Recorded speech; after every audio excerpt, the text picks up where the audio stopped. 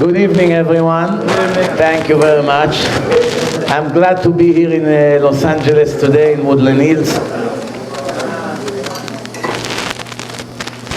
And I was thinking to talk about...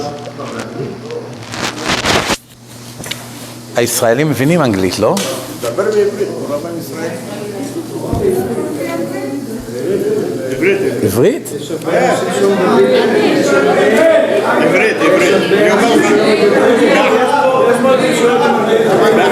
באחריות אני אומר לך בעברית. טוב, English. ואהבת לרעך כמוך זה כלל גדול בתורה. הישראלים מסתדרים עם האנגלית. כן. Okay, so the verdict is English. Thank you. I want to talk about, I want to start with some proofs and then we go to some things for higher level. Because I know some people here are not religious. And I want you to know... הרעש הזה, מה זה?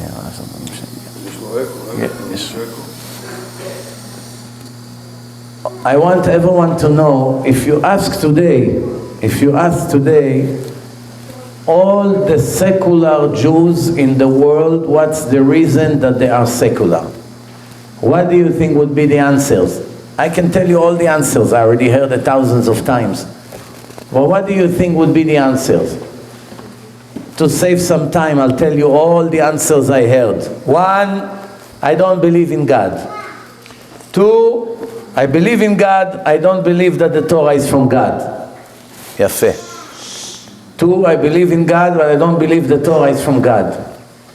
3, I believe the Torah is from God, I don't believe in a Gemara. The rabbis made it up. 4, how do you want me to be religious if this is the way the religious people behave? I don't want anything to do with this. If that's the face of the religion, leave me alone. 5, I believe in everything. I'm not interested to live like this. I don't want. When I come in front of God, I'll have what to say. We'll see what's going to be. But now, I want to do what I want to do. Did I cover everything or no? Almost? No, you tell me. Why didn't I cover? A lot of people say, I believe in God, but God has never been in my life. A lot of people say that. I never seen God. I never feel God. So they believe in God, but they don't know where He is. The only place they see God and whatever God is if you're Christian. Judaism doesn't see God. Tov, that's a very good point. Let's start with what you say. Technically, the human being, everyone has 5 senses, right? You can smell, you can taste, you can hear, you can touch, you can see. There's 5 senses of a person. With the 5 senses that we have, can we prove that God exists? Can we see Him? Can we smell Him? Can we touch Him? We can't. So in that case, what does He want from me? How can He judge me for something to begin with I never had any opportunity to prove with my 5 senses? How can He judge me? The answer is, when we open the Torah, right? Torah in Hebrew means milashon orah. It's book of instructions. When we read in the Torah says something very, very important for us to know.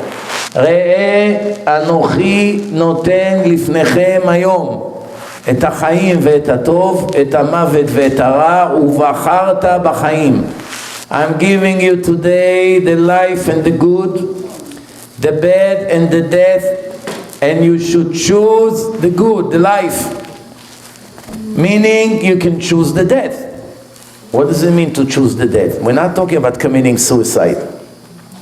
We're talking to choose a bad way in life that leads to death. But then you're going to come and say, wait a minute, religious people also die sometimes, young.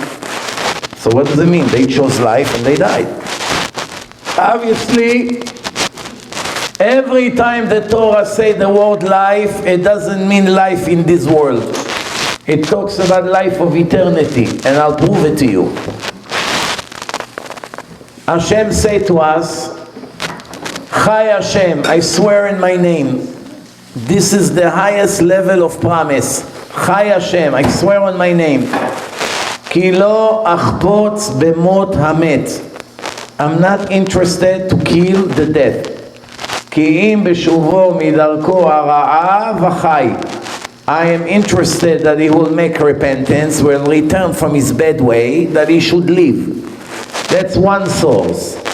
The second source is, if you're going to listen to me and keep my mitzvot and follow my ways, that you should live. Leman tichyu. That you should live. What do you mean? I'm alive without keeping mitzvot.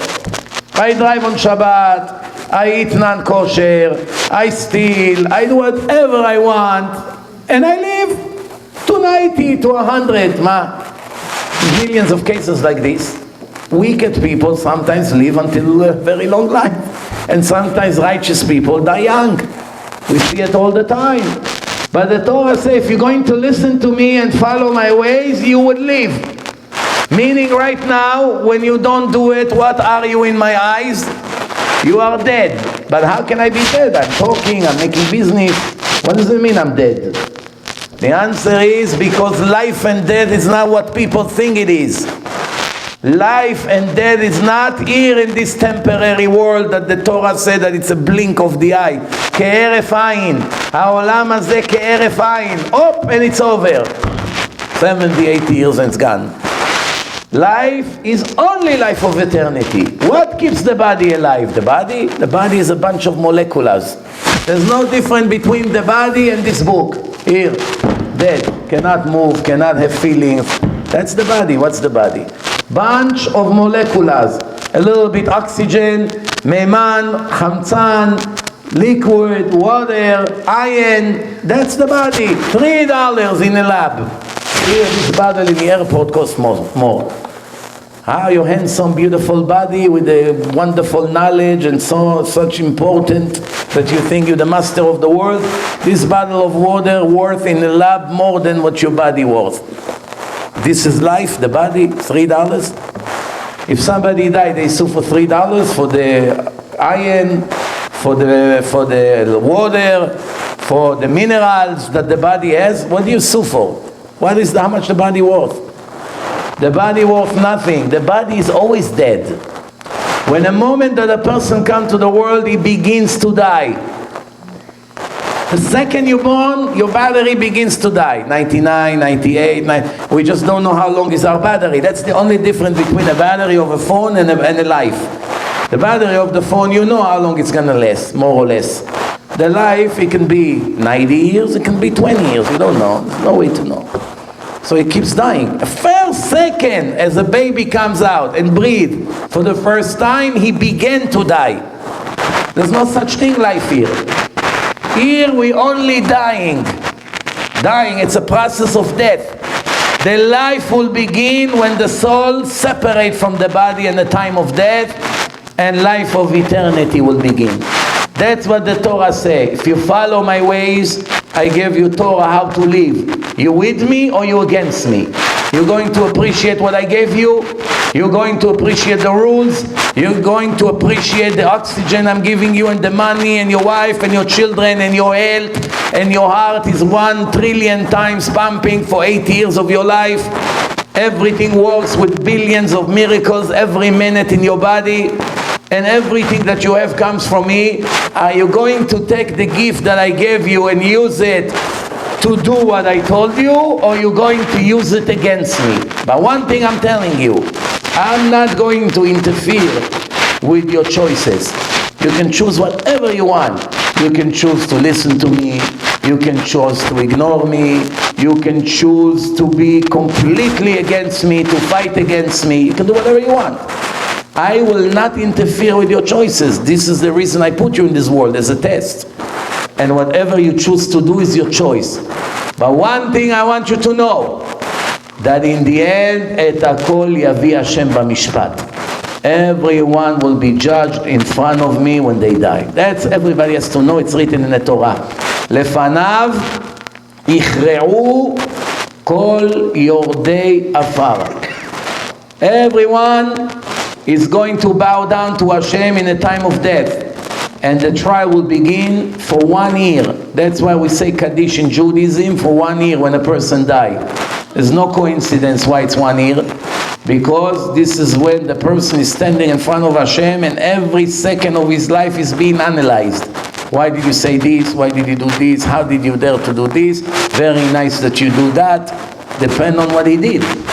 If a person listens to Hashem, then he is going to gain the life that the Torah promised. Leman tichyu.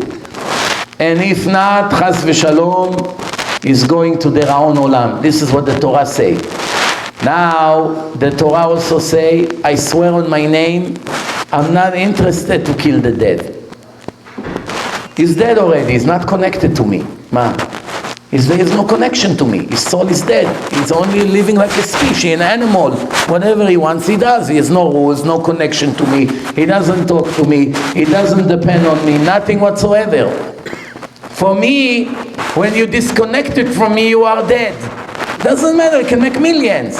You can dance. You can do whatever you want. Your neshama, your soul is dead. I'm not interested to kill the dead. All the punishments that I gave in the Torah, execution for this, execution for that, that's not because I'm interested to torture you or to take revenge against you. You're already dead anyway. I am interested that you will do tshuva, repentance, that you should live. What does it mean? You should live the life of eternity. In another place in the Torah it says, I'm torturing you, I'm strict with you, למען ענותך, לנסותך, לראות את אשר בלבבך. I'm strict with you, I'm torturing you, to check what's in your heart. התשמור מצוותיי אם לא. Are you going to be faithful to me in the times of hard times, or only when business is booming? When business is bad, you also with me? When you're single and you cannot find a wife, you also with me? When you're sick in a hospital, connect to machines, you also with me? Or you only with me when you're the president and business is booming and you're healthy and everything works according to your wishes? This is the test of life. Why does Hashem test the people in this world? Lehativcha be'acharitecha. I will reward you in your end. This is all psukim in the Torah. Now you may come and say to me, okay, you say wonderful things. I don't believe that God wrote it. The rabbis made it up. How do I know that it's from God? Maybe the rabbi made it up. So I want you to know one thing. The Torah says, Mutar ha'adam mina be'ema ayin. There is no advantage to the human being than the animals at all. Nothing. The animals are better than us in everything. They run faster, they're stronger, they jump better. Their life is much better than ours. They don't have to work 30 years for the mortgage. None of them has white hair from the stress. None of them gets bald. None of them needs all doctors and MRI and all this headache, and 4 or 5 alone, it's a nightmare on the traffic here. The animals don't have this. They live by the garbage can, they eat Chinese, Persian, Japanese, Arabic food, whatever you want. Every day they choose, they eat, they enjoy. The dog has 5 different females, 15 different kids. He doesn't have to raise them, doesn't have to pay for their school $1 million a year. They don't have all this. Animals live very good. The eagle fly all over the world. They're all very happy in the nature. Wonderful life they have. Compared to us, there's nothing to compare. But there is one advantage that the human being has. האדם יש לו יתרון אחד. מהו? הנשמה הטהורה. מלבד הנשמה הטהורה, the pure soul, the divine soul, שהיא עתידה ליתן דין וחשבון. That this neshama eventually will be judged. So everybody asks, what kind of advantage is this to be judged? Do you know one person that likes to go to court? Even to sue someone you don't like to go. Not to talk when someone sue you. Nobody likes to go to court.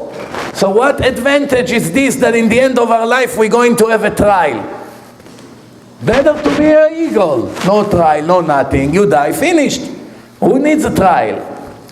The answer is, when you go to court, you either found guilty or nothing, or you stay the same. In the trial of Hashem, you can also be zakai, meaning you're going to get a lot of reward. It works both ways. It depends on your actions and your choices. Since it's 100% in your hand, 100% in your hand. הרשות, the Rambam writes, הרשות ביד כל אדם נתונה. The permission, the choice is in the hand of every human being. אם רצה להיות צדיק כמשה רבנו, או רשע כירבעם בן נבט. They give an example of the biggest tzaddik and the biggest rasha. If a person wants to be tzaddik like Moshe Rabbeinu, he has the choice and the right to do so. And if he wants to choose the way of Yerovam ben Navat, that's what it's gonna be. Everything in your life was decided for you. If you be a man or a woman, nobody asks you. What city you will be born, nobody asks you. If you have healthy life or sick life, nobody asks you. If you be wealthy or poor most of your life, nobody asks you. It's not in your hand. If you be smart or foolish, nobody asks you. Whatever you have, it's not in your hand, except one thing. To be righteous or wicked, tzaddik or rasha, lo ne'emar.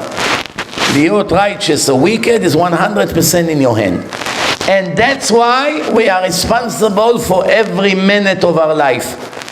Every minute of your life, you're responsible and you're going to be analyzed by Hashem in the time when we leave this world. This is the opening statement of tonight. Now I have to back up what I say. It's very nice to talk, but if you know me, I speak for 22 years, I am the most skeptic person you will ever meet. Whatever I hear, right away I take 50% chance that is a lie. Exaggeration, manipulation. I check the details.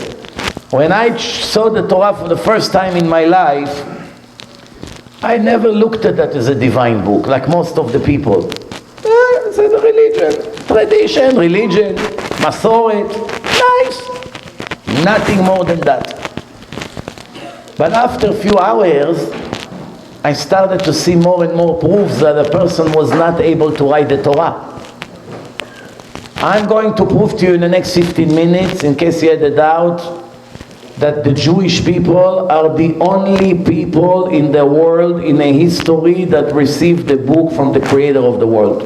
The only ones, not the Christians, not the Muslims, not the Hindus, not the Buddhists, and not 80,000 religions and cults that came after Judaism. They all tried to imitate the original way, but all of them, as you can see in my film, Torah and Science, it was translated to 9 different languages. It leaves no doubt. Christianity, full of mistakes, human errors. Every chapter, human errors. It cannot be from God. Islam, full of mistakes. God cannot make such mistakes. Hinduism, every day they choose someone and make him a god. People, that's not a... They don't have any divine book. They're not even claiming that they have. Buddhism, story of one man, Buddha. He saw the light. How many people witnessed that he saw the light? No one.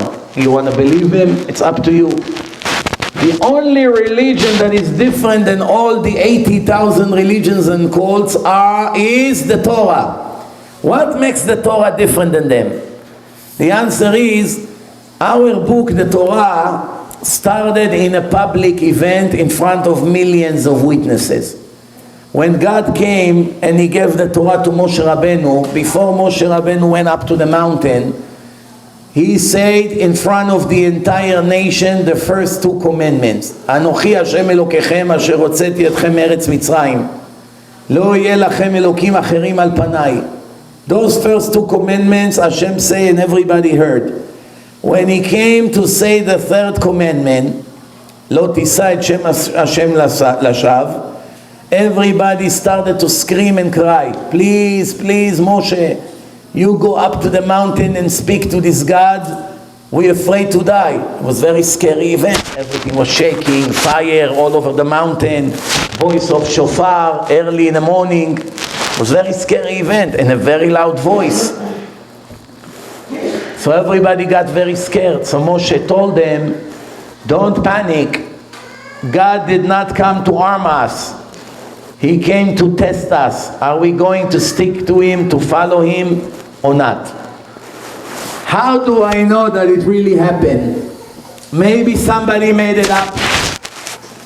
How do I know that the Jews really stood in Mount Sinai and heard the voice of God like the Torah described? Maybe somebody made it up. Many people make lies. The answer is, if I came here today, Baruch Hashem, so many people came here. If I came to you and I say, ladies and gentlemen, God just gave me this book to give it to you. All of you must follow the instructions. I am the prophet, and you all must follow my instructions based on this book. And I will give you the book. And you open the book, and you read inside, I am the God that took you out of Japan and brought you to Los Angeles.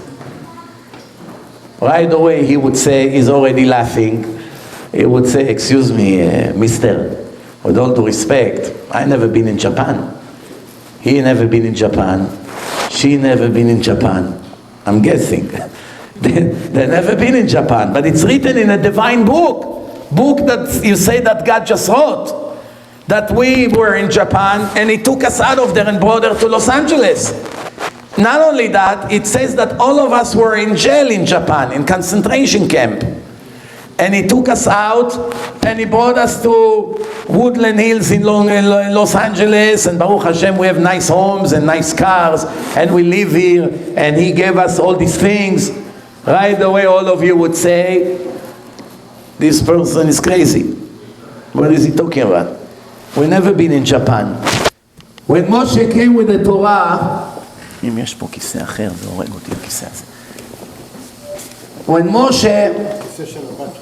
When Moshe brought the Torah to the Jewish nation, what does he have a reason to make up the Torah to make the Torah very difficult or no? What do you think?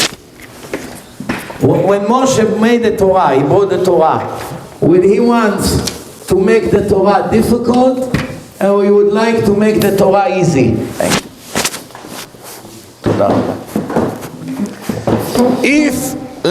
Please pay attention, it's only 15 minutes and then I move on. The rest of the proofs you can see in my lecture, Torah and Science.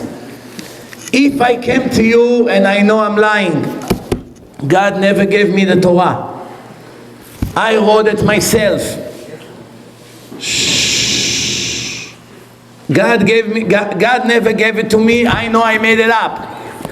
Will I give you a book that is difficult to keep, that you all hate me, or I'll get you a book that is very easy to keep? Easy. Why would I make your life so difficult? 613 laws. Will I write 613 laws that 80% of them are against human logic? That you will ask me millions of questions? What is this? Why you have to slaughter the animal? Why you have to put the blood here? Why you have to build Bet HaMikdash? Why you have to clean the house from breadcrumbs? What is all this nonsense? Where did you get all this? Tell me one reason why I have to do all these things. To build sukkah, to go like this with lulav, to put tefillin. What is all this? Tell me not to kill, not to steal, to get married and have children, to pay 1% tax a year. Finish, I'm happy. Why you made me such a difficult religion? Will I come to you and tell you stories that happened to you in the last year, and all of the stories are all baloney, nonsense? Will I be able to convince you that I took you out of Egypt if you were not in Egypt? Will I be able to tell you that all of you were slaves if you were not slaves? Would I be able to tell you that all of you heard the voice of God speaking to me? All of you heard me speaking to God if you didn't hear? Will I be able to convince millions of people with all the things that the Torah say if it didn't really happen to them? Will I be able to convince you that the Red Sea split and you went through and the Egyptian drowned? How can I convince you that something like this happened to you if it never happened? Can I convince you that bread is falling from heaven every day and you pick it up and you eat if it doesn't happen? Can I tell you that all over Egypt you saw the water became blood? Can I convince you that millions and billions of frogs were all over Egypt? Can I convince you that every firstborn in Egypt fell in 1 minute and died? Where will I have the guts to make such lies and to come to all of you with a book saying God gave it to me, knowing that none of it happened to you? What would you do to me? You will stone me to death right away. Why you would stone me to death? Because you would know right away I'm lying. God never gave it to me. It's all lie. And then when you read the book, what I was planning to do to you, you will get very angry at me. For instance, many of you married their aunt, your brother, your father's sister. Your father has a young sister, you marry her. She's your aunt. You are 22, she's 20. It was allowed. Now Moshe come, Ervat dodatcha lo tegale dodatcha hi. You cannot marry your aunt. You cannot touch your aunt. She's against the law for you. What do you mean? I have children. Me and my aunt, we have 10 children. What do you want me to do now? To leave the children alone? I have to get divorced? Right away, I will become the enemy of Moshe. I wouldn't want to cooperate with him. What would I say? Moshe, okay, no problem. I'll divorce my wife. No problem. What else do you want? All the meat you prepare now, put everything in a garbage. 3 days they prepare meat, everything. Why Moshe say we're going to get the Torah, it's Chag Shavuot. All the meat that you prepared, all the cooking, all the shish kebab, everything put in a garbage. Why? Because before I went up, I didn't know we're going to need to slaughter the animal like the Torah say. So we prepared the animal the way we know. Now we just found out that none of it is kosher. We cannot eat it. That's why in Shavuot we eat dairy. There's nothing to eat. There's not enough time to prepare no meat. You have to slaughter the animal, take out the skin, put salt to get rid of the blood. You need a whole day for it. Erev Chag Shavuot, there's nothing to eat. They went to the cows, took some milk, and make dairy food. 3,300 years. Jews all over the world eat dairy. Why? Because it started back then. I'll give you a few examples. The Torah says to the Jews, everything that you eat from the water must be kosher. How do you know what's kosher? It has to have fins and scales. If it has fins and scales, kaskeset v'snapir, it's kosher. So when you buy a fish, let's say that's a fish, you scrape it, scales are falling off, and you see that the fish have fins, Baruch Hashem, it's kosher. If it has a smooth body like dolphin, shark, it's not kosher. It doesn't have scales. If it has scales, but it doesn't have fins, not kosher. So it has to be scales and fins.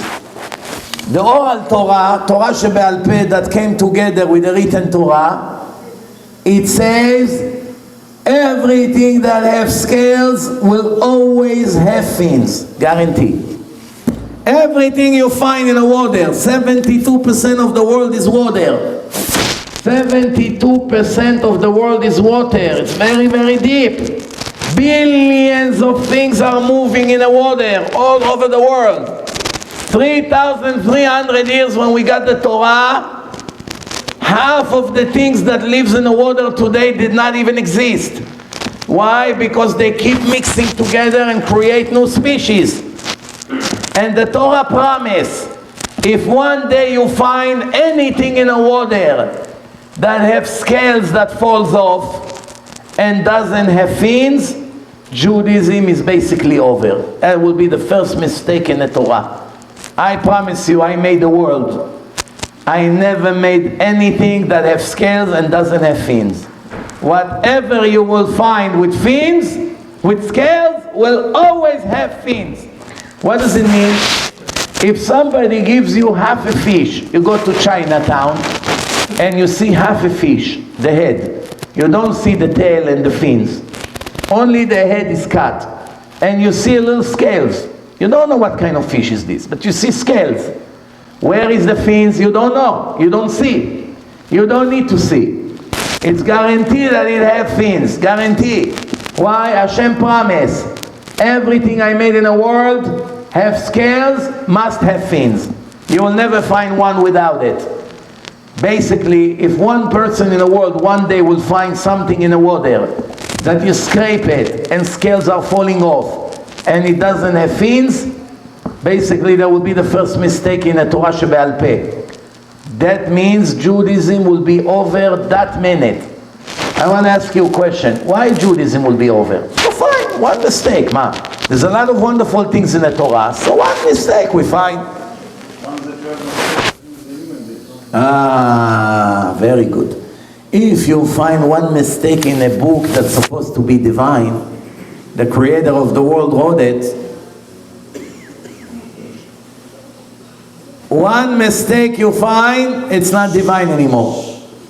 You cannot control it. That's it. It's not from God. If you find one mistake in the Torah, maybe to say Shema Yisrael, it's the second mistake.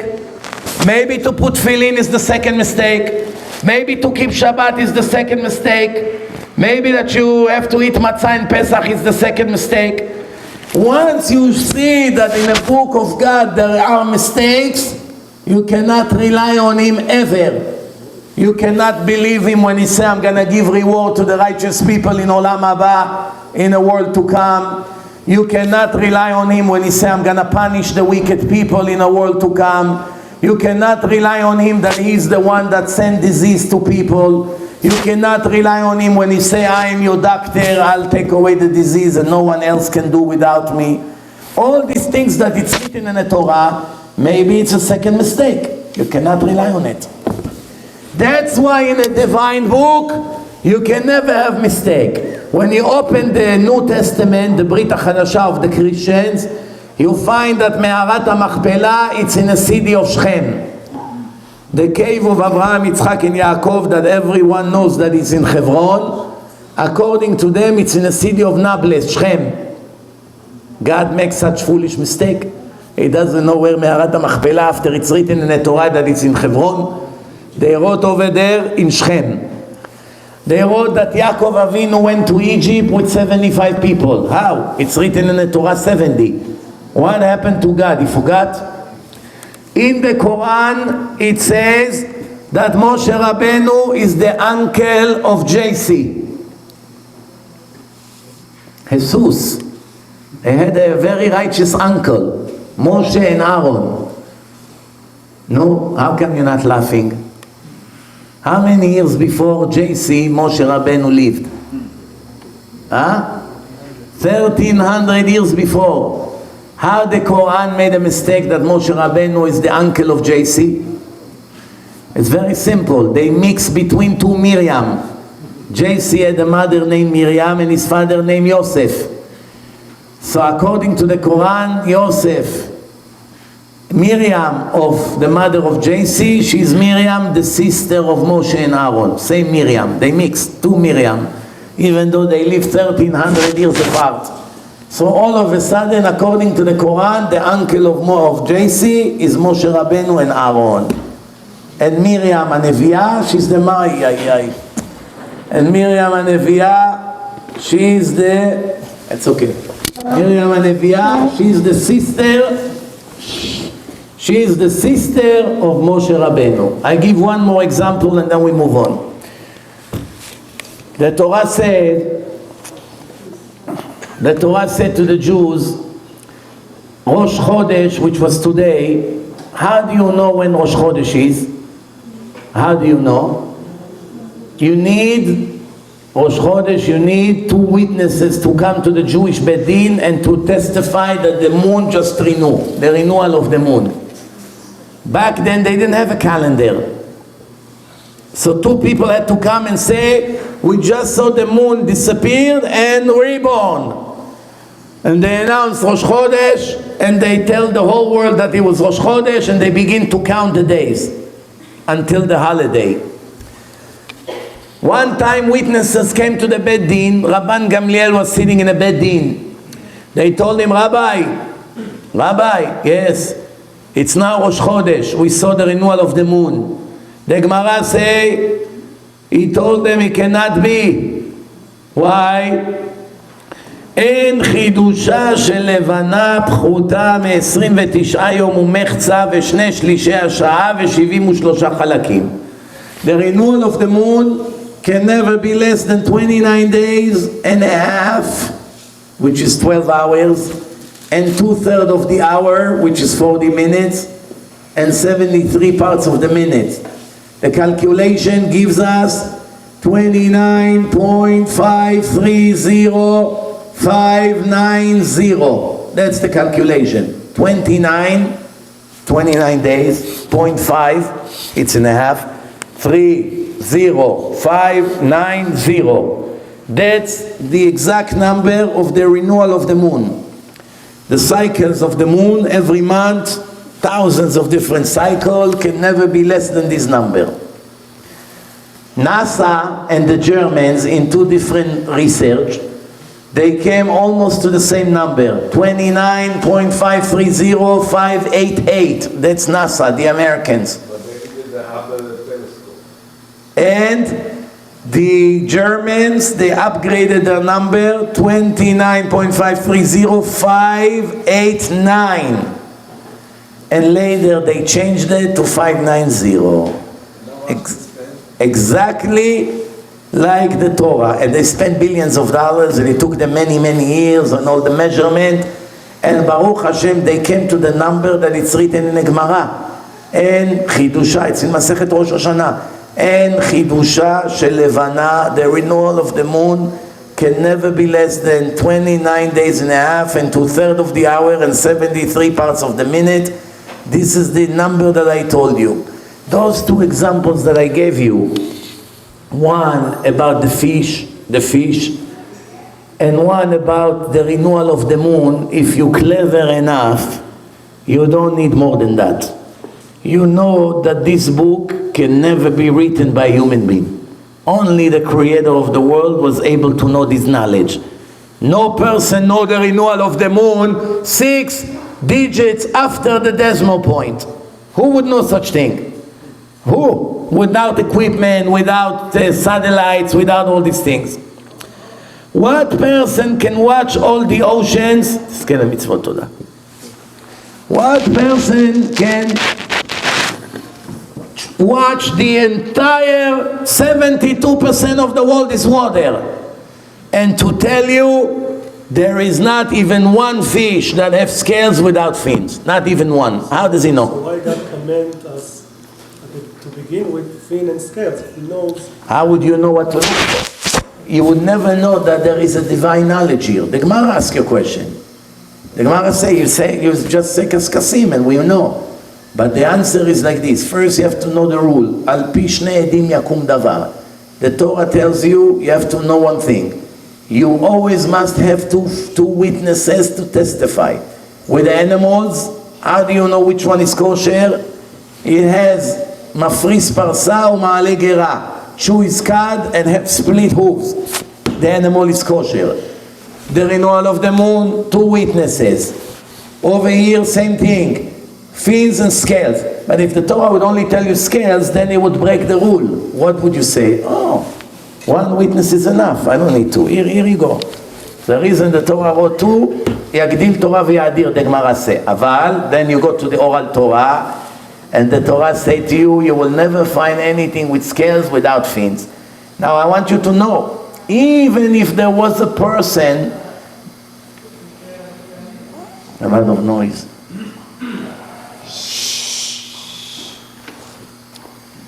Even if there was a person that was able to look in the entire world and to see all the fish that lives inside the water back then, obviously he doesn't know 3,000 years what's going to happen, because they keep mixing and they keep making new species, new kinds of fish.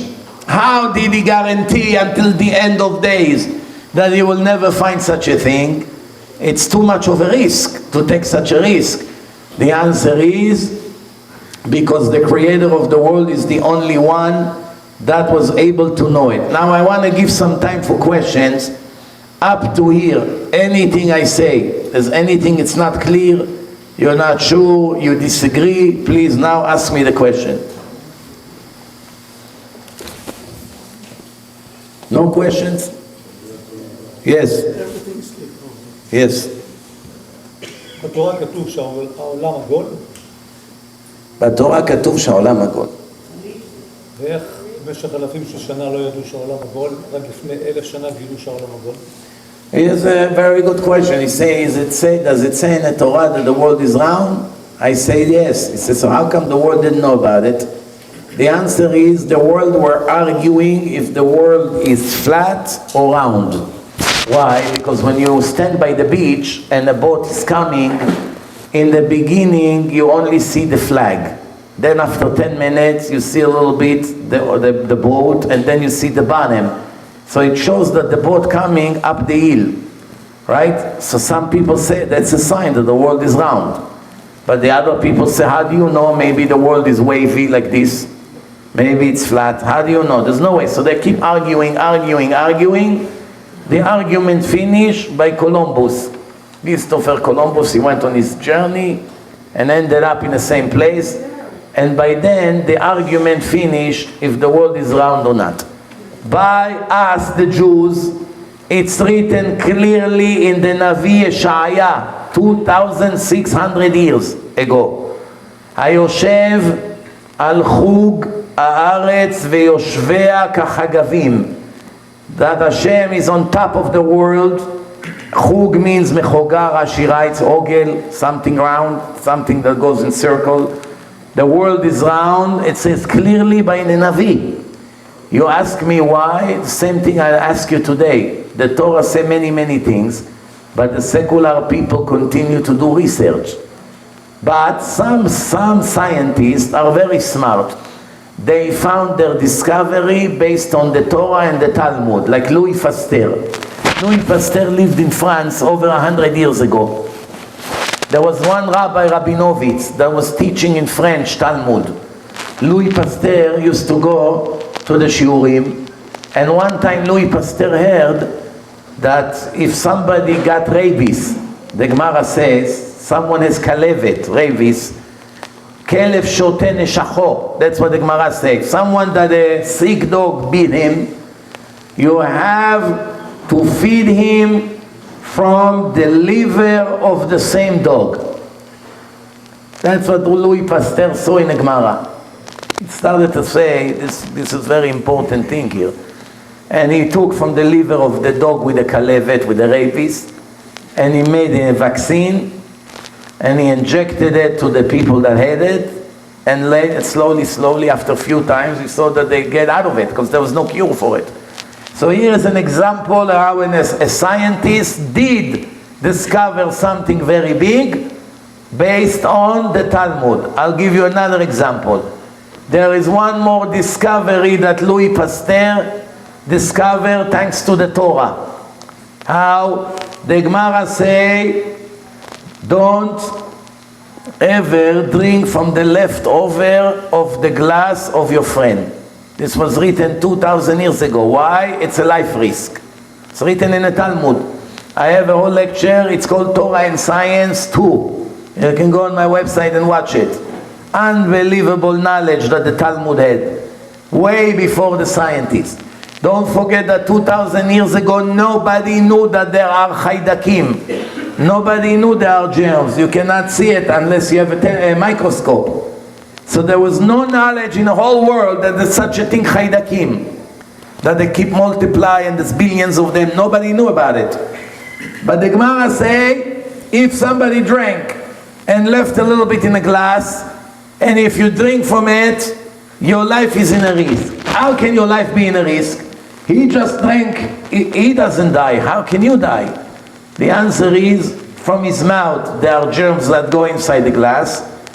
Then when you drink, it goes into your body. Those germs did not kill him because by him they are not active.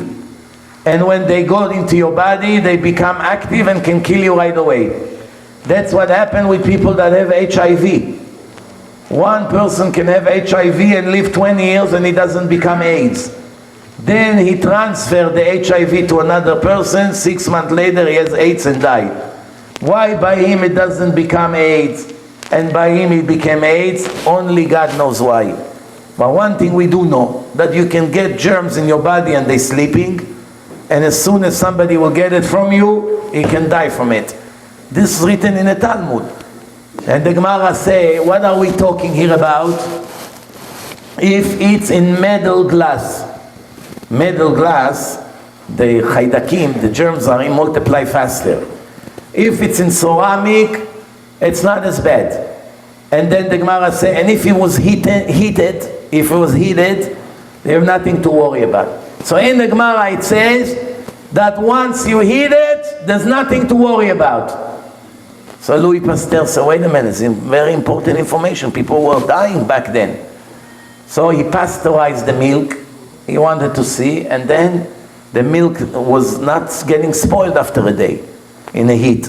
It was it stayed for a long, long time. And that's how they invented what we call pasteurized milk, after the name of Louis Pasteur. He learned a lot of things, this scientist, from the Talmud. There are other scientists that learn many things from the Gemara. But that's not the topic here tonight. The point here, any person that have a doubt if the Torah is divine, I promise you that after you watch my film Torah and Science 1 and then Torah and Science 2, you will never have a doubt. We the Jews, the Torah that we got in Mount Sinai can never be faked by any human being and can never be written by a human being, because there is plenty of divine knowledge over there. Plus, no one would be able to give a book to a nation and convince them that 100 miracles happened to them, when in reality none of that happened. No one would be able to do such a thing. You cannot scam millions of people. So therefore, since then until now, I want you to know that until 200 years ago, it was almost impossible to find Chilonim. It was almost impossible to find secular Jews.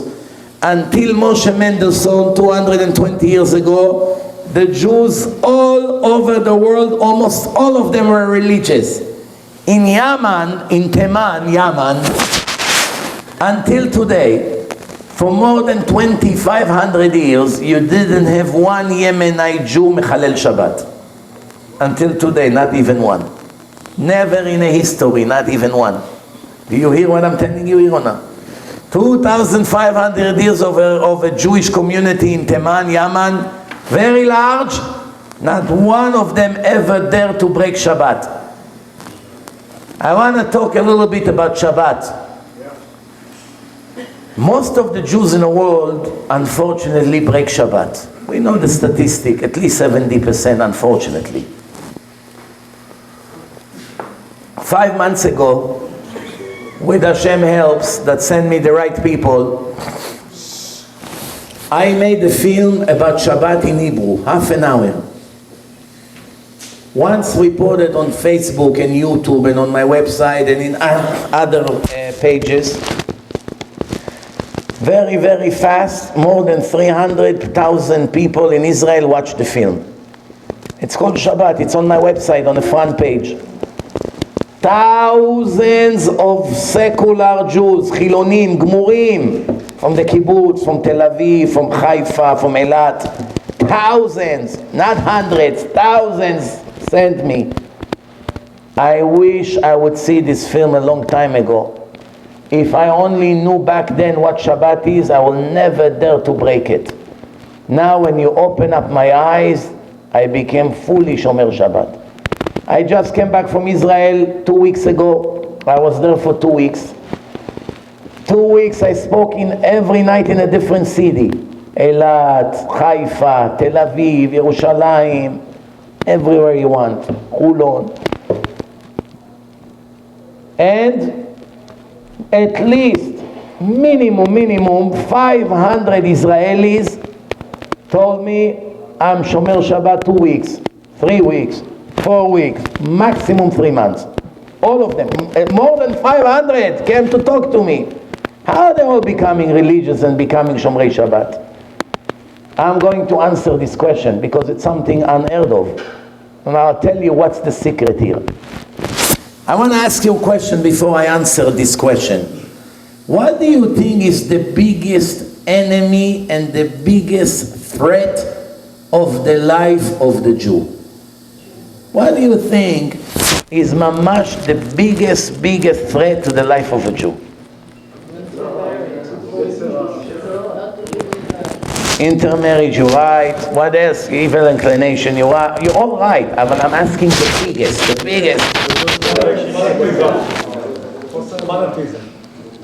No.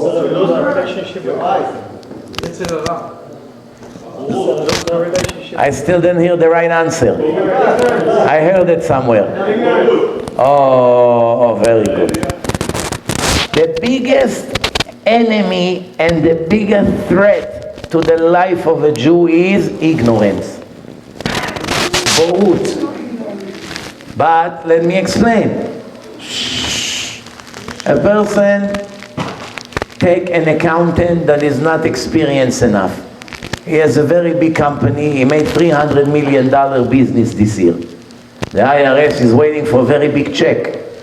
The accountant, since he's not so experienced, and he doesn't know the changes in the rules all the time, he checked in the wrong place. When he described the nature of the business, he marked on the tax return something wrong. His client just lost $3 million. He had to pay $3 million more tax. And nobody knows about it. He paid, everyone, that's what I have to pay, that's what I have to pay. If the accountant would know the one detail, and he would check here, and it was legit, no lying, no nothing, 100% legit. He would check over here, and he has enough information to back it up. His client wouldn't lose $3 million. Most people don't make $3 million in a lifetime in this country. One tiny mistake, $3 million damage. That's one example. Second example, a person that didn't know that this drink has cancer in it, that it makes cancer. So he likes Diet Coke. You see all these names, chemical, inside the can. He doesn't know what it is. He doesn't care. I drink, everybody drink, I drink. He doesn't know that it makes cancer. Assuming it is, that's what they claim. I don't know. I'm just saying assuming. He doesn't know. So he drinks. He doesn't know one day he gets cancer. What caused him to die age 40? This Diet Coke or whatever the drink was. Again, ignorance. The fact that you don't know the details doesn't change reality. People are going to die based on one detail that they did not know. Someone who walks into a field and he didn't understand the sign that say, Sde Mokshim, mines. So he walked, explosion, he lost his legs. What caused him now for the rest of his life to suffer on a wheelchair, cannot sit in a bathroom, if no one is in the house, he cannot even make it to the bathroom, Hashem Yerachem, what can happen to him? We take it for granted that we can walk, sit, come out. He needs right away someone with him. If someone is not there, the poor guy is going to have it be a disaster. What made him suffer now 30 years? One little detail. 2 words. I gave you a few extreme examples, but none of it comes to what I'm about to say now. The most important thing in the life of a human being is to understand the purpose of his creation. Why my creator put me here? Am I a monkey? If I was a monkey, I would have the life of a monkey. I wouldn't need to have a soul and intelligence and riding and all kinds of things that people do and monkeys cannot do. If the purpose of life was to have children, I would be a monkey or any other animal. They also have children. If the purpose of life was to enjoy the world, why most of the people in the world are poor and they cannot enjoy the world? They work like slaves from morning to night. They cannot enjoy anything. They barely pay their bills. They cannot even afford food. Why so many people are sick? Why wouldn't we become animals without any problems and fear and wars? Live free and beautiful. What is the purpose of life? I'm going to live 80, 90 years in this world, and not one day in my life I will know what my Creator wants from me and why He puts me over here. Do you know a biggest disaster than this? that a person has a purpose.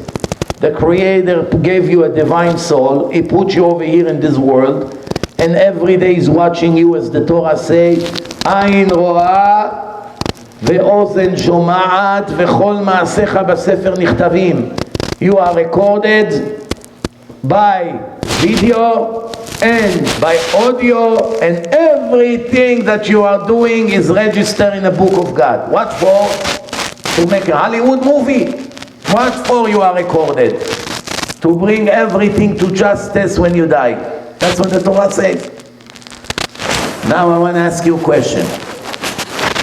A person who will live over here and will not know the purpose of his life, and then one day he will die. He comes in front of God, and God will say to him, my friend, you are in a very serious problem. Very, very serious problem. Why? Dear God, why? It's not that I don't love you. You know I always believed in you. He said, I gave a book of instructions, Torah. You lived 80 years, and not one time in your life you read my Torah. Not one time. You saw there are 2 million people, Jews, that live according to the Torah, demonstrate on the street, laying on the street for other Jews not to break Shabbat. Divrei Torah everywhere. YouTube is full of videos, speakers, CDs. Not one time you came to check what it is. Maybe they have the truth and I'm living in a lie. How can it be such thing? You're willing to take such a risk? This sad question that I ask you right now here today apply to every one of you in this room, even though I don't know 99% of you here. I'm willing to put money that almost no one here tonight, and there's Baruch Hashem, Bli Ayin Hara, a lot of people here, that almost no one here read the Torah at least one time in his life from the beginning to the end to understand the simple explanation of the words. Forget about the secrets, forget about Kabbalah, mysticism, all the hidden codes, forget about all this. Just the simple meaning of every sentence of the Torah. Anyone here can raise his hand and say that he read the Torah at least once in his life, and he will be able to answer me every sentence in the Torah that I will ask him what it means. He will know the answer. Forget the secret, just the meaning of the words. Anyone here? The meaning that is for us. The meaning, the simple meaning. Maybe the simple meaning that we understand, maybe it's not simple meaning that you understand. So whatever you ask, you will have a different answer. Believe me, I won't let it go. If it makes sense. Yeah. You read the whole Torah? תסביר לי מה זה...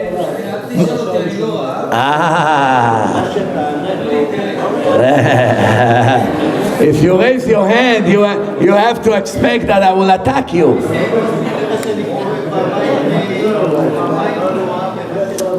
No. Shh. I believe you. Don't get me wrong. Shh. No. You didn't understand my question. I didn't say that you reach Nai Mikra Chat Targum. Everyone reads it like robot to get it over with. I only say to read the Torah once in your life just to understand every sentence in the Torah. למשל, קרות שופחה, פצועה דקה, words like this. What does it mean when it says וידבר השם אל משה, and what does it mean when it says ויאמר השם אל משה? What does it mean וידבר, and what does it mean ויאמר? למשל, why one time it's like this?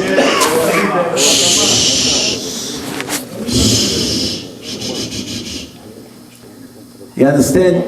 So there are basically about 70% of the Jewish people in the world are not Shomer Mitzvot, in general, right? The numbers are safe, 70% at least not Shomer Shabbat, 80. I don't want to say 80 because maybe it's questionable, 70 everyone agree. These 70% of the people, put them all right here. From 13.2 million, we're talking about 8-9 million people. Not one of them read the Torah once in his life. There is one famous doctor in Mexico that he was on the way. One famous How Hashem always make it that the people that like to talk always sit in the first row. He cannot organize that they sit in the Give us the opportunity to ask questions. Of course I'll give. Questions, you're going to have an hour for questions. Give us 1 hour of an answer. Just answer the question.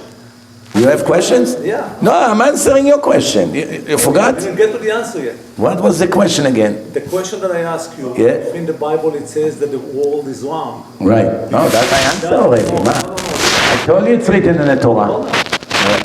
It's written in the Torah. In the Navi Yeshaya, in the Tanakh. And the Zohar too. All the Shuvah. And the Zohar also. So it's No, written. it's not Tanakh. He's asking about Tanakh. I said in the Tanakh, Navi Yeshaya, 2,600 years ago. Timing Zohar and Tanakh. Right. About 3,000 years ago. Okay, so my question is the Torah does not say it, but the Tanakh says it. Because you gave me 2 answers. You said, yeah, the Torah does say it, and then you went No, I back said the and you Navi Yeshaya. I said clearly the Navi. 2600 No, then you said 2,600 years ago someone wrote it. Not someone, the Navi Yeshaya. The I Navi. don't know the name Rabbi Yishayahu, so I Okay. by someone. All right, prophet. It's not, so Moshe was prophet, Yeshaya was also prophet. it's 2,600 years ago. Ego, yes. I have one more question. Yeah. Not really, not. Yeah, any question, go ahead. When do you believe that the Messiah will come? Based on the signs that the Torah gave us, we are very, very close to it. But we cannot guarantee any date because only God knows when. But I'll tell you one thing. The Talmud 2,000 years ago gave a list of signs that will happen in the world before the Messiah would come. None of the signs that the Talmud gave happened 50 years ago. In the last 50 years, all the signs that the Gemara gave happened. That means we are very, very close. One of the signs is that the Arab will slowly take over all over the world. As you begin to see now with ISIS and all that. Next thing, people would have arrogance and chutzpah worse than ever in history. It happened. The inflation will rise and prices will go higher and higher for no reason. No explanation. There will be no shame between teenagers to their parents. They don't care what the parents think and about what they do. And there will be disrespect between the daughter-in-law to their mother-in-law. The Gemara gives a lot of signs that... It's similar to Sodom and Gomorrah. Now, Sodom and Gomorrah is different kind of sins. Sodom is more sex crimes and murder and idol. Chaos. No, but for instance... Become chaos, that's when... That's one of the signs, that's some of the signs that the Gemara gave. Now, one more thing. The Gemara also described what will happen when the Messiah would come. I made a whole film about it in Hebrew. End of days. Watch it in my website. Beautiful film. All Jews need to be, or most Jews need to be Chozrei B'Tshuva, then to the Mashiach. It has a lot to do with that. So it is or it doesn't? Well, it's either chaos No. in the world. If the Jews will do tshuva, they will get saved. If the Jews will not do tshuva, they will be destroyed. That's what the prophet Zechariah 14, 2/3 of the people in the world will be wiped out in moments, and the third that would survive will have a period of time that God would screen who deserved to survive finally, and there will be a period that the people will have a chance to do tshuva. But 2/3 immediately. And the other third that survive, Jews and non-Jews, because the Goyim, the non-Jews also have to do tshuva. They have 7 laws to keep and they have to be righteous. If they're righteous and they love the Jews, they don't murder, they don't steal, they don't commit sex crimes, they don't worship any idol, they don't eat animals before they kill them, they make police and court and they obey the rules and they believe in one God and love Him and never, God forbid, curse Him. Those are righteous Gentiles. And if they also love the Jews, they call Chasidei Umot HaOlam. They will survive. But Jews, for instance, that are not keeping Shabbat, they cannot survive. Because Shabbat is Ot I Beni Uvenechem. Shabbat is the eternal agreement that God made with the Jewish nation. On Shabbat, the entire Judaism is standing. It's like we have a table here that is made from very expensive glass. Maybe $3,000 the piece of glass. And it stands on 4 legs. The legs doesn't worth $10 each. 4 legs, how much a leg costs? Metal legs. But everybody understands that if you take those $40, the 4 legs, that it's $10 each, you take it out, the glass falls and breaks. It doesn't have an existence. The legs of the Jewish religion is Shabbat. Ot I beni uvenechem. I'll tell you what the Torah says 12 times about Shabbat, that most of the Jews that does not keep Shabbat, they have no idea. That's why when they watch my film about Shabbat, immediately thousands of them right away became Shomrei Shabbat. Right away! Mamash, after half an hour, they said, that's it. I'll give you an example. There is the piano, the organ player of this Israeli singer, Eyal Golan. He's very famous. He's a singer that writes his song. His name is Adi Leon. He's been listening to me for a year already. Now I gave a lecture in Chulon. The lecture was 3 hours just about Shabbat. 2 o'clock at night, he sent me a text in a WhatsApp. He say, I was already keeping half Shabbat. I come to shul, I do things. You close me tonight. Sagarta oti completely. That's it. I'm never going to be Mechalel Shabbat. Why is it? Because he finally understood what it is. Not that Chas v'Shalom before he was a bad person. He's a great person, wonderful person, a good person. Aval, he never had an idea what Shabbat is. Now he's the righteous. Now, Baruch Hashem, we become more righteous. But we have a long way to go until we can call ourselves righteous. But one thing we do know, we have rules. Ha'olam hu lo hefkerut. The world is not hefker. It's not whatever you want to do, you're going to do. There are consequences to our choices. It's like with the GPS. The GPS say get off exit 2. And you, let's say on a 405, you miss the exit. Now 1 hour you're going to be stuck until the next exit and until you come back on the other side. And that 1 hour you're going to lose your business meeting. The people will get angry. They'll not sign the deal. The company go bankrupt. You lose your home. And all these things because you missed the exit for 1 minute that you were playing with the phone. There are consequences to choices. If a person is Mechalel Shabbat, he cuts himself out of the Jewish nation. It's not a joke. Let me tell you what the Torah says in Hebrew. ושמרו בני ישראל את השבת, לעשות את השבת לדורותם ברית עולם, ביני ובין בני ישראל אות היא לעולם. כי 6 ימים עשה השם את השמיים ואת הארץ, וביום השביעי שבת ויהי נפש. Translation: And the nation of Israel observed the Sabbath to make the Sabbath an eternal covenant between me and the nation of Israel. It's a sign for eternity that I made the world in 6 days and in the 7th day I rested. Every Jew that will break Shabbat will be put to death in this world, younger than what he was supposed to, and would lose his share to the world to come. I'm going to cut that soul out of the next eternal world for eternity. He won't enter there because he broke Shabbat. V'nichreta hanefesh ha'im Israel. That soul gets cut out of the Jewish nation. He cannot go where the Jews go. I'll give you an example. In the Torah, there was a prophet of the Goyim. His name was Bilam. You heard about him, Bilam? There was Moshe Rabbeinu for the Jews, and there was Bilam. Bilam say, Tamut nafshi mot yesharim. He's talking about the Jewish nation. Am levadad yishkon uvagoyim lo yitchashav. Tamut nafshi, my soul should die, mot yesharim, a death of the righteous people, like this nation. V'tihi achariti kamohu, and my end after I'll die should be like the end of this nation, the nation of Israel. Meaning, the nation of Israel has one end and the Gentiles have a different end. He is, as a non-Jew, prophet of the Goyim, he say, I want to die like the Jews dying, because I want to go to where they go. It's written in the Torah. Somebody asks you, how do you know this difference between Jews and non-Jews? It's written in the Torah. It's not racism. If God didn't say it, it's racism. 100%. One person thinks is better than the other, pure racism. Pure.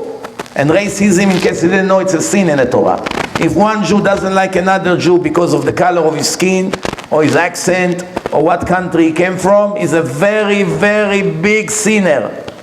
Because Hashem doesn't like the brothers and sisters think I'm better than him and he's better than him and all that. It's sinat chinam. However, the Torah told the Jews, I chose you from all the nation to be mine. I don't give you permission to imitate the goyim. I don't want to see you behaving like them. I don't want you to call your children with their names. I don't want you to dress like them. I don't want anything with you to do with them. You're not allowed to marry them. You're not allowed to marry them. And those who does it betrayed God 100%. Maybe they don't do it on purpose. They don't mean, they fell in love, you know the story. But in reality, it's against the book of the Torah, and again, there are consequences. A Jew that marry a non-Jewish woman, that she's very nice woman, very, very nice. No one denies it. The children are not Jewish. Doesn't matter that she's nice. Children are not Jewish. They're 100% not Jews. There are consequences to this. The grandchildren are not Jewish, and the grand-grandchildren are not Jewish. And then he comes in front of Hashem, and they show him, listen, look, you betrayed me, you ignore my instructions. You read it in the Torah, but you still did whatever you wanted. 1,000 people came from you, none of them is Jewish. But let's talk about one of them. What's his name? Adolf Hitler. He came from you. After 6 generations, he came from you. I'm just talking hypothetically speaking. It didn't happen. I'm just saying, what a Jew would do. No, that was first of all before the Matan Torah, and his wife Tzipora was a convert. And her father Yitro. And he came, he was the Pope, he was the master of idol worships, he converted. Non-Jewish people that convert for the truth, they are 100% Jewish. And we have to love them and respect them, and it's 36 times in the Torah. You can say that. Yeah, the 36 times in the Torah, God say that someone that upset a convert, someone who disrespect him or her, and steal from them, and don't give them respect, and don't help them, everything that you do bad to the converts, it's a breaking the law of the Torah. Yes. Let's start question and answer. Go ahead. No, you were talking about the fact a Jewish man marries a non-Jewish woman, and they have kids, obviously. Yes. What happens if one of the kids or all of them find, Judaism very interesting or whatever, and they want to convert and they want to become the moving of the kids? Go ahead with the question. Go ahead. Yeah. What happened if? Okay, so one of the kids or all of them, they want to, their dad is Jewish, their mom is not, but they found God and Judaism very interesting. They want to convert. The kids wants to convert. Yeah, they want to convert. They can convert. What? Okay, but their dad didn't sin. Obviously, at the end of the day, Yes. in fact, the dad married a non-Jew. Okay. How the conversion of the kids becoming Jewish is going to impact the father? First of all, I want to tell you something. It's a little bit sad, but that's the Torah. Whatever I ever say, I promise you, if you know me, it's 100% the law. I'm not making it more or less than what it is. For good or for bad. This is what you hear from me, that's exactly what the law is. When a non-Jewish person converts, he doesn't have any more connection to his father and mother. Let me give you an example. You have Chris and... Father is Jewish. Wait, you have Chris and Jennifer. They had John, Italian non-Jew. One day John decided to be a Jew and changed his name to Yochanan. He has no more connection to Chris and Jennifer. Nothing whatsoever. They are his biological parents, but it goes by the souls, not by the body. So therefore, he still can give them respect and help them and visit them. There's no problem. But technically, for God, they are not his parents anymore. Why? גר שהתגייר כקטן שנולד דמי. Convert, whether he's 40, 60, 80 years old. The day he converted, it counts like he was born right now, because he gets a different soul. He's no more what he used to be. No more. No, he gets ממש מתעברת בו נשמה אחרת. So it's nothing to do with his parents. Now, if Yosef, the Jew, married Christine, and now they have a kid, they called him Avraham. This Avraham is a goy, he's not a Jew, because his mother is not Jewish. Avraham converted to Judaism and became a rabbi, tzaddik. His father is not his father. It's not the boy that he brought to the world. It's a new person. Not that I disagree with what the rabbi says, but The Torah said, not the rabbi. I'm asking this. Yeah. They still stay in the same family and they're gonna get married and all that. But technically, it's not his father and she's not his mother anymore. It's a brand new product. How are you Jewish? Doesn't matter. What the father doesn't. Father does not determine anything if you're Jewish or not. You know how many people in America their last name is Cohen and they're 100% Goyim? But how can you say that's nothing to do when all that Toldot in the Torah was by the father? No, that's the family, the tribe. You're a Kohen if your father is a Kohen. You Levi if your father is Levi. You Israelite if your father is a regular Israelite. But if your father is a Kohen and the mother is Goya, you are 100% non-Jew. Doesn't matter that your last name is Kohen. When did it start? One by the mother is a tikkun that was made later in history. Fair, repeat, I didn't hear the first few words. What? True that the mother determines whether you're Jewish or not. Is a tikkun that was made later in history. It used to go by the father. No, it's not true. Who told you this? Many rabbis tell me different reasons. No. The Talmud. To do with rabbis got everything to do with the reasons of genome. With? When the reasons the genome, חיפשו את הגנים, מצאו שקודם כל, עד ה-1500 הלכו לפי האבא. נכון. וכשיצאו לגלות, אז עברו לאמא, כי אז, וגם עכשיו, בשביל למחוק עם, היו הורגים את הגברים ואונסים את הנשים. הם עברו לנשים כדי שלא חשוב מה יקרה, מה שהאמא, כאילו, יש לה... זה היה בזמן הרומאים. וזאת הסיבה.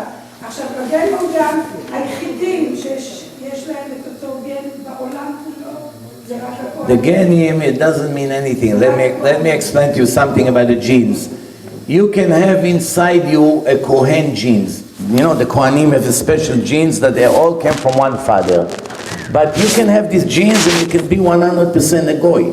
Because you got it from your father, but your mother is not Jewish. So you don't have a Jewish soul. You have the genes of a Kohen, but you're not Jewish bichlal. You're not a Kohen, you're not a Jew. So I think the answer that I gave you is pretty clear, unless you have any other. Yeah.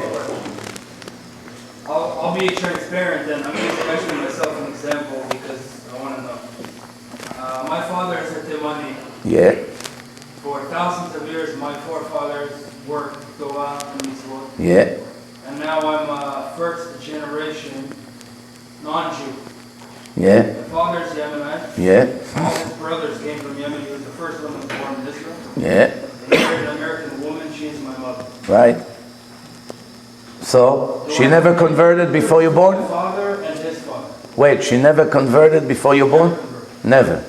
Okay, so according to the law, you're not a Jew. You can do whatever you want. You can break Shabbat. I understand that. My question is, מה הייחוס שלי לאבותיי? יש לך ייחוס לאבותיך that you came from their seed, אבל you don't belong to the Jewish nation officially. אין שום ייחוס? No ייחוס whatsoever. No. Nothing. And what if I feel things that cannot be explained by nature, connection to the Yemeni rituals that we do for thousands of years? You know how many non-Jews come to me? Do you know how many hundreds of times non-Jews came to me and told me I feel that I have a Jewish soul? It doesn't go by what we feel. It goes by what the laws are. We have laws. We didn't write the law. If it was up to me, I would decide that everyone that has at least one Jewish parent is already Jewish. If it was up to me, that would be my personal opinion. But nobody asked me my opinion. We go by what we got in Har Sinai. So therefore, you have few options. One option to convert and to be a Jew. Second option to stay a Gentile and keep the 7 law of Noach and you have heaven. When you leave this world, you're going to the heaven of the Gentiles. Many Israelis will die to go there, I promise you, when they find where they go after they die. They will be more than happy to replace with you.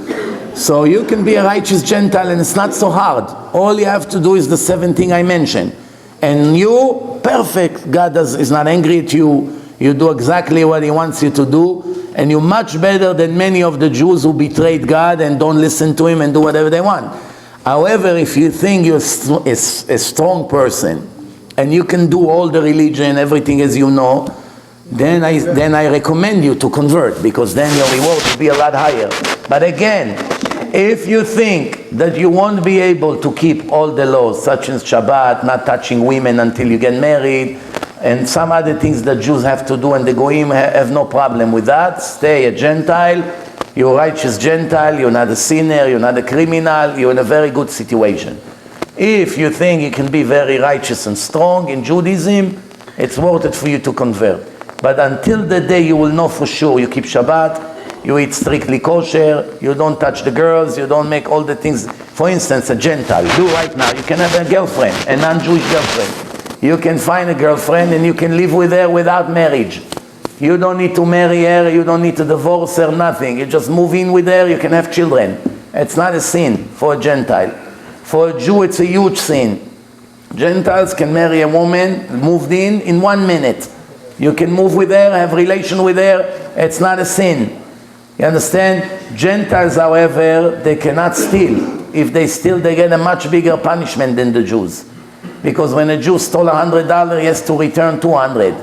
If a Gentile steals, it's death penalty. You have to learn the rules of the 7 laws of Noah. And then you can be a righteous Gentile, and I would come to you to give me a bracha, because it's very hard to find people that are 100% righteous. By the Gentiles, it's not so difficult, so you can find righteous Gentile that keep the 7 law and they're righteous Goyim. By the way, Eov was a Goy. He's in a Jewish Tanakh. Eov wasn't a Jew. But a lot of the things we learn from him was not a Jew. And also the Gemara said that a Goy that sits and learns Torah, areu kekohen gadol bebet hamikdash. So you can be as a Gentile in a very, very high level in the eyes of God. Much more than many of the Jews who don't listen to Him and don't keep Shabbat. But I gave you both options. The day you feel you're ready, you don't have an obligation. Judaism is not a missionary religion. We don't run after people, excuse me, come, be a Jew. It's only the Christians and the Muslims. By us, stay a Gentile. You can go to heaven with being a Goy. It's no problem. It's nothing, no busha b'zeh. That's what it is. Any more questions? Yeah. Yes, please. What if a Jew is married non-Jew and she's converted? Before the marriage or after the marriage? She converted. After the marriage. Why did she convert? For him or for the truth? That's what I want to go on. Yeah. And she converted, she did the 2.5 years conversion Orthodox, and they have 2 girls. And the girls end up converting with her. Yes, she keeps mitzvot from the moment she converted. And then they got divorced. Wait, the divorce, leave it. Let's first find out if she became a Jew or not. She married a Jew while she was not Jewish. She had 2 girls while she was not Jewish. The 2 girls were not Jewish. One day her and her 2 girls went to become Jewish. Orthodox conversion. From the day 1 that they went into the mikveh, did they keep the Jewish mitzvot? So they're all 3 of them are Jewish. The fact that she was divorced, she didn't need to get divorced because she wasn't ever married to the Jew. There's no marriage between a non-Jew. In the time of the conversion they marry her? Okay, now she's a divorced woman. Divorced Jew, that's it. And now when she divorced from the guy, Yes, the girl stays Jewish. 100%. The girls are Jewish regardless of her. And if But the girls kept mitzvot or no from the day 1. So they're 100% Jewish. and now if she's not practicing Judaism no more. Who, the mother? The convert? Yes. She's like Chiloni. She's gonna get punished for every sin she does. Before that, she could do whatever she wants. Now, after she became Jewish, she's gonna get punished for not keeping Shabbat, for not eating kosher. Basically, she made the biggest mistake that a person can do in this world. No, there's no dumber mistake than this. It's the dumbest mistake, because right now, and this is what I say, this cute boy over there, I say to him, don't ever become Jewish unless if you're sure you keep the mitzvot. It's not a crime to be a goy. You can be a righteous goy and you go to heaven. So if you know that you're not going to keep mitzvot, don't convert. You only convert if you're 1,000,000% sure you are attached to Hashem, you don't care about husband, no husband, you're going to keep it 100%. If you think there's a chance you're going to leave the religion, you better stay a goy, because you're putting yourself into a very, very big problems later on. But my question is about... She can still do tshuva, by the way. Okay. For the second time? Yes, you can do tshuva 100 times. It's no problem. As long as you don't die wicked. Yes.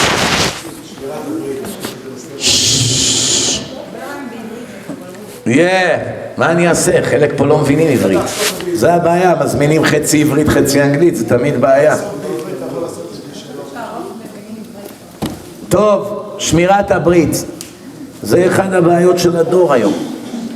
שמירת הברית. How many people doesn't understand Hebrew? Raise your hand.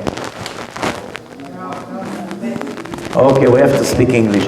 Okay.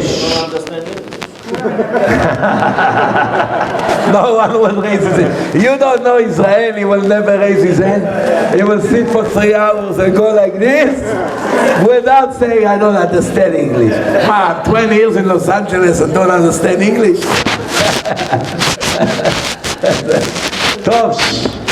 One of the biggest problems in today's world is modesty. And that reflects Shmirat HaBrit and all the other problems that we mentioned. It starts with people don't watch their eyes, having television at home, watching dirty movies. People on the street are not modest. They go to places like bars, disco, places like that. Obviously, it's tons of problems. The idea not to fall into that is to live holy lifestyle. Torah, Irat Shamayim, Musar, listening to lectures on the CDs every day, which I bought you 1,000 CDs over there, right there. Please don't live without taking CDs for every Jew you know. Take 40, take 30, I don't care. It's all free, take it. But give it to people. You have Torah and Science. I made a series about Tehillim. After you hear it, your life will never be the same. Psalms, they're all 150 chapters. In English, word by word. And I bought you some Hebrew CDs. Please take, don't live without it. For me, it's worth it that the person would sit 5 minutes in a lecture, take CDs and leave, that he will sit 3 hours in a lecture and live without CDs. Because a CD, 30 hours of lecture, what do I care, one lecture? 30 hours in a car, 1 week you listen to it, that's it. You get the point. That's how it works. You understand? So, 1 second. So, Shmirat HaBrit doesn't start by now a person has an opportunity to make a sin, if to do or not. It starts a lot before. If a person doesn't live holy lifestyle, every week he's gonna fall into this Shmirat HaBrit issues. And I have a whole lecture about it. What does it mean? How important it is? Yes?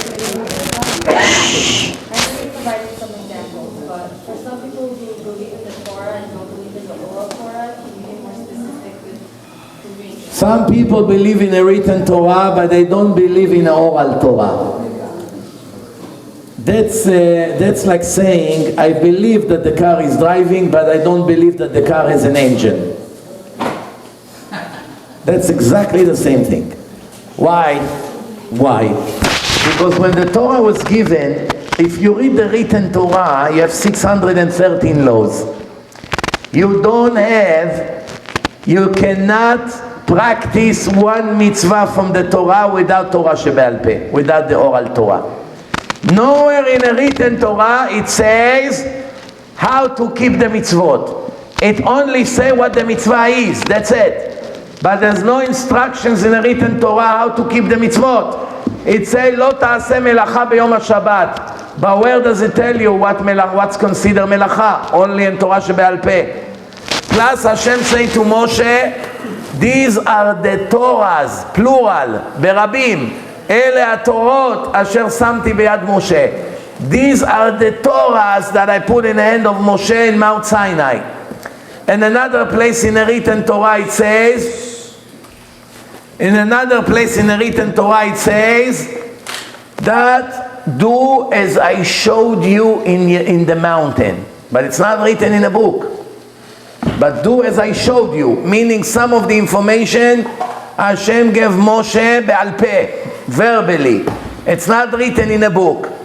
None of the mitzvot of the Torah you understand. For instance, it say in the 8th day you have to circumcise the baby. In the 8th day, where to circumcise, it doesn't say. What happens if the baby is yellow? It doesn't say. To circumcise in a day or at night, it doesn't say. By a Jew or by a not Jew, it doesn't say. By a man or a woman, it doesn't say. What do you do if he was born already circumcised? It doesn't say. Bottom line, there's hundreds of laws. Just how to circumcise a baby and when and how, and not even one appear in a written Torah. So how did God expect that we will do circumcision if He did not give us the oral Torah? How would we ever know? The Torah says, "V'haya leot al yadecha uletotafot ben einecha." You should have a sign in your hand and in between your eyes. That's tefillin. It doesn't say tefillin. It doesn't say in the written Torah how to make tefillin. It doesn't say what color, from what animal, what to write inside. There are more than 1,000 laws to make one pair of tefillin. If one of them you do incorrectly, it's not kosher. Not kosher. Where is the 1,000 laws in the written Torah? Not even one appear in the written Torah. So how does Hashem say to Moshe to put a sign on the hand and in the head, and He will not say what to put? What's the point? Do you understand why it's not realistic to have written Torah without the oral Torah? Because there's no way to keep anything, so what's the point of giving written Torah? If you say Mechalel Shabbat Mot Yumat, Kol ha'oseh melacha b'Shabbat Yumat, and it doesn't say anywhere what melacha is. How can it be? Even a person will not make such a stupid mistake. So here you see that all Judaism comes from Torah Shebe'al Peh.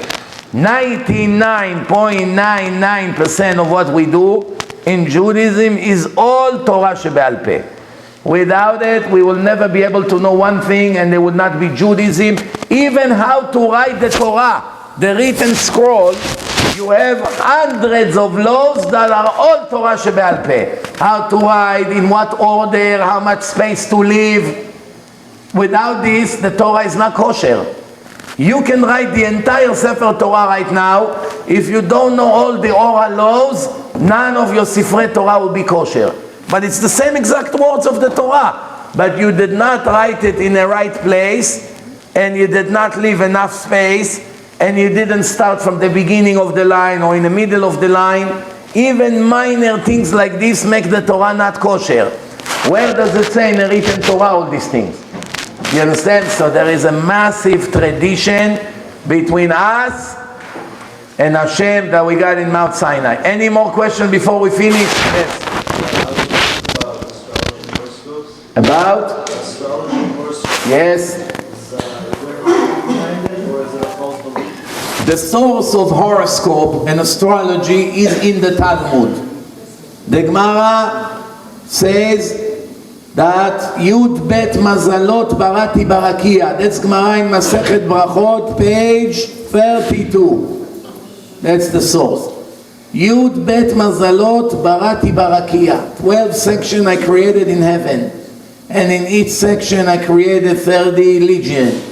And in each legion, in each section I created 30 armies. And in each army 30 legion. And in each legion 30 raton. And in each raton 30 karaton. And in each karaton 30 gistera. And in each gistera I hung 365,000 stars. And all of that I created for you, the nation of Israel. And you have the nerve to ask me if I forgot about you and neglected you. These are the words of the Gemara in Masechet Brachot. So from here you see there are 12 mazalot. 12 months in a month. Every mazal is 30 degrees. You have a circle which is 360 degrees.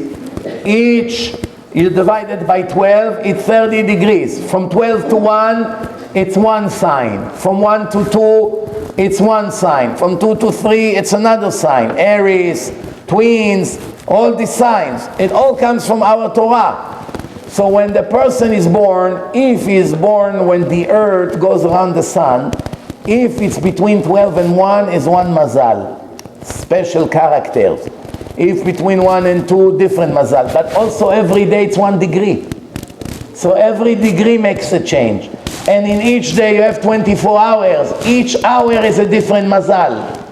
And in each hour you have 60 minutes. Each minute is a different mazal. And in each minute you have 60 seconds. Each second change the mazal of the baby. That's why, by Hebrew calendar, that's why we're not allowed to induce labor. A woman has contraction for 5 hours. The doctor wants to go home. He gives her an injection. Yalla, yalla, I have to go home now. It's Friday night. That's not good. You can only do it if your life is in a risk. Why? Because you interfere with the divine plan. You understand? Same thing, we're not allowed to cut an old person from the machines, from the oxygen, to kill him 1 minute before. He will die anyways. 100 years old, he's going to die any minute. Cut him an hour before. We need the bed. Not allowed. It's murder. You understand? Even you know he's going to die in 1 minute of life is eternity in Jewish terms. So the horoscope is real, but not the ones you read in the newspapers. Don't be fooled by it. They have no idea what they're talking about. Do you have to connect him if he's almost dying? Do they have to connect him? Yes, you have to do everything to extend the life of a person. Why? Because once Hashem gave us machines to extend life, that means that's what He wants. And we have to use everything we can to extend the life of a person. However, there's big questions. What happens if you can take organs from him and save the life of other Jews? That's already big arguments between the rabbis. Rav Ovadia Yosef say you're allowed, Rav Eliashiv say you're not allowed. But that's already not the topic here tonight. Yes, you. If your parent gives you an order that's against the Jewish religion, follow your parents? Not allowed to listen to them. Yeah. The Torah says respect your father and mother. But it says, Ani Hashem in the end. You have to fear your mother and father. And what does it say in the end of the pasuk? Ani Hashem. As long as it doesn't come on my expense. If your parents tell you break Shabbat, if the parents tell you steal in the business, cheat the customers, eat non-kosher, don't be fanatic, don't go to yeshiva, you're not allowed to listen to them. If they tell you, go make me tea, you have to listen. Go to the store, buy me bread, you must do it. Take the car to wash it, you must do it. Help me out at work, you must do it. When they come in the house, you have to stand up. You cannot sit in their chair, you cannot break into the walls. You obviously can never insult them. All of that until they tell you to go against Hashem. And the minute they tell you to go against Hashem, you're not allowed to listen to them. Not you don't have to, you're not allowed. If you love them, you don't listen to them. Why? Because if a parent convinces his son to go against Hashem, there's no end to his punishment. So if the son loves his father, why would I listen to him? That he's going to get punished? You understand? Yes. Yeah. If there's a woman who is Jewish and she marries somebody who is not Jewish. She's married to someone that is not Jewish, yes, yeah? And they have kids, the kids are Jewish. Jewish, 100%. There's no half a Jew. The kids are 100% Jewish. Just like someone that his father and mother is Jewish. Same thing. So, did she make a sin when she married? Yeah. Huge sin. Huge sin, but the kids are Jewish. The sin is not only to marry him. Every time he touches her, it's a separate sin. Yes. What is your opinion on the main purpose of this life? What's the purpose of this life? I brought you over here a DVD, The Purpose of Life. In one sentence. The purpose of life is to sanctify the name of God, the holy God that made this world, and to pass the test in this life against our evil inclination based on the laws of the Torah, that we should get our rewards, or God forbid the punishment, depend what we choose to do, in the afterlife, which is Separation of the soul from the body. So this world is preparation for the real eternal world. That's the purpose of life. You don't think that the real purpose of life is to do better to others? That's a part of the purpose of the Torah. A part of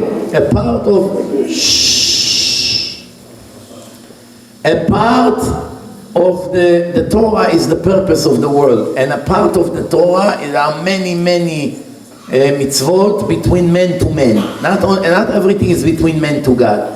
To help the blind, to help the poor, to have mercy on a widow, to not to hurt people, to respect converts. This is all between men to men. To respect big rabbis, to respect them just like as much as you respect God. Not to talk gossip against people, not to hurt their feelings, not to ruin their reputation, not to steal from them. Half of the Torah is between men to men. It's a part of the purpose. But if a person is nice to all the people in the world and is against Hashem, he's not nice to Hashem, he breaks Shabbat, he eats not kosher, he does other sins, he's not considered anything righteous. Why? Because if you're nice to all the people in a neighborhood and you spit in your father's face every day, you're not a nice person, and it doesn't matter how many neighbors you are nice to. Nobody will hold you as a nice person, because the father that gave you everything you have and treated you and took care of you, you spit at him, you're a monster. It doesn't matter that you're nice to the neighbors and to your friends. Nobody will hold it for your favor. So all the Chilonim that think that because they're nice people, but they spit at Hashem with their actions and disrespect and ungratefulness, none of their nice behaving is going to help them in any way. It will only help you first when you're nice to Hashem, and then to your own parents, and if you're married, to your wife. That comes before the public. You don't go from the end to the beginning. You go from the beginning to the end. God, number one. If you're single, your parents, number two. If you're married, your wife, number two. Then your parents. The Torah says, "Ve'azav et aviv ve'imo ve'davak b'ishto." After you get married, your parents are moved to the third place. Your wife comes in the second place after God, or your husband. You understand? There are rules. God gave us answer to every question you ever had. To be nice to people and to go against Hashem, that's not a nice person. You have to be nice to Neshama. Nefesh, neshama. Not body, neshama. You know what it means? You take a person that is not Shomer Shabbat and you make him religious, that's called Matzil Neshama. You understand? Matzil Neshama, it's count like the whole world, because he will become into a nation. His children, grandchildren, eventually he will be the whole world. More questions? Yes? Two questions, but the first one that's more important. Do you have anything to say about what's going on in Israel right now with Rabbi Mizrachi? I didn't hear the whole... Anything to say or an opinion about what do you think is going on with Rabbi Mizrachi? Rav Pinto. First of all, last week, it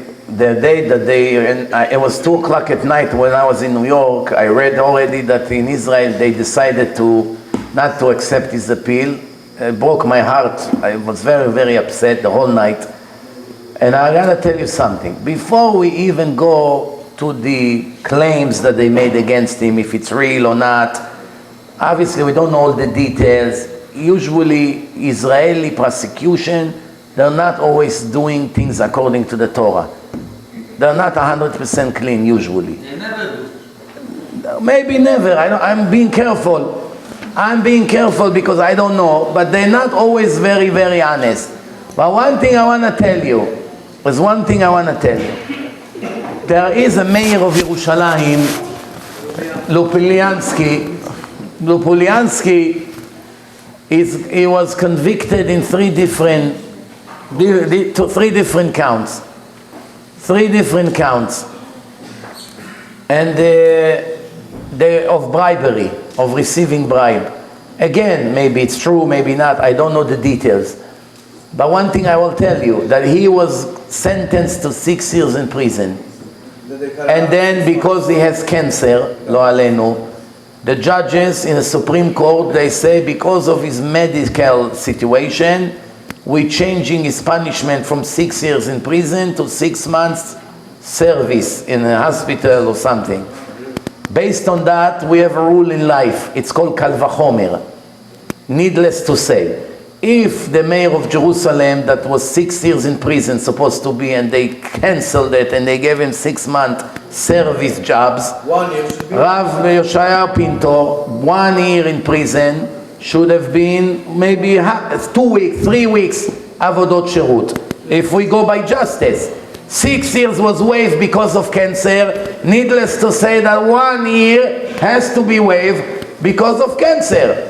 So obviously the judges that sentenced him had something personal against him, because if they follow the justice, they can say, we still say that you made the crime, but we have mercy on you, just like we had on Lepulyansky. So we're canceling your 1 year in prison, and we send you to service, or whatever the case was. The fact they didn't do it, it's called in Hebrew, efa ve'efa. You understand? And again, I didn't even go into the argument if it's guilty or not. Most likely, based on what we see, is not even guilty to begin with. I don't even want to go into it, because then all the Chilonim will get angry. Why do you say such a thing? So I say, assuming they were right, and assuming he did deserve 1 year, based on what the court themselves say, that we have mercy on your situation, and we move it from here to here, they should have done the same thing in his case. I hope I answer your question. Yeah. Thank you. Okay, one more thing. Anything? I have one more. One more question. You feel me? No, at least I'm going to report it. It's very important. Yeah. לא אכפת לי. אוקיי. טוב, אני אגיד את זה עכשיו בעברית. לגבי השאלה, שאל פה היהודי לגבי הרב פינטו. לפני כמה ימים בית המשפט בארץ החליט לדחות את הערעור שלו. עכשיו אמרתי שיש כלל בחיים שזה נקרא קל וחומר. מה זה קל וחומר?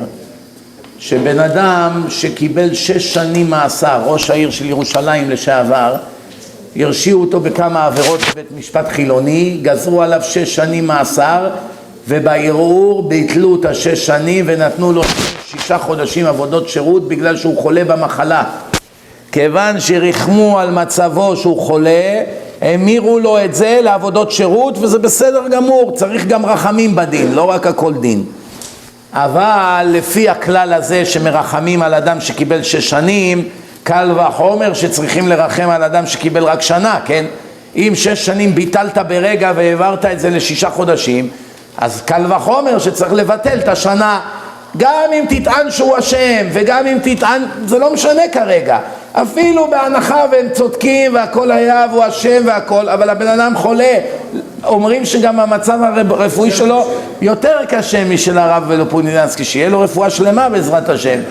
אבל לעת עתה הוא במצב פחות טוב. אז על זה הוא היה צריך לקבל אולי 2 או 3 עבודות שירות, או לכל הפחות אותו דבר. זה שהשופטים נקטו איפה ואיפה, זה מריח מאוד מאוד לא טוב, מאוד לא טוב. ואתה רואה שבמדינה שלנו לא קל למצוא צדק, אם בכלל. מאוד קשה למצוא צדק. גם זה משחק תפקיד, העניין של אשכנזי וספרדי. לצערנו הרב, יש את הדברים האלה עדיין. למה אתה מוציא את דיבתה של ישראל כל כך רעה? למה מוציא? אתה מוציא. לא מתנהגים יפה. למה? אני מדבר, הוא שואל עכשיו על גזר הדין. אתה אומר שכל בתי המשפט בישראל הם לא אמרתי, אמרתי שקשה, קשה למצוא. קשה לי לשמוע. מה? בין הרב לופיאנסקי אבל יש מלא רוצחים יושבים בכלא שקיבלו 20 שנה, אבל לא תמתיק להם לשנתיים. לא, אתה לא הבנת אותי. אני לא אמרתי שתמיד, תלוי מי השופטים, תלוי מי הנאשם. למי נתנו מחילה? והרב פינטו לא חולה במחלה? גם הרב פינטו חולה. הוא לא ידע, בסדר, הוא לא ידע שהוא גם... אז על מה אני מדבר 10 דקות? עכשיו הבנת. אוקיי, תודה.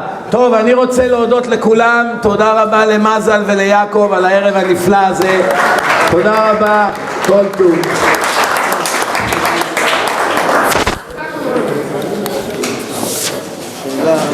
אני רוצה לשאול אותך פה, לא לפני שם ציר. זה אתה. ג'ני, גם לארץ, כל האריזונה, הם שמה. תגיד להם ששבוע, חודש הבא נהיה בסן דייגו, שיבואו לסן דייגו.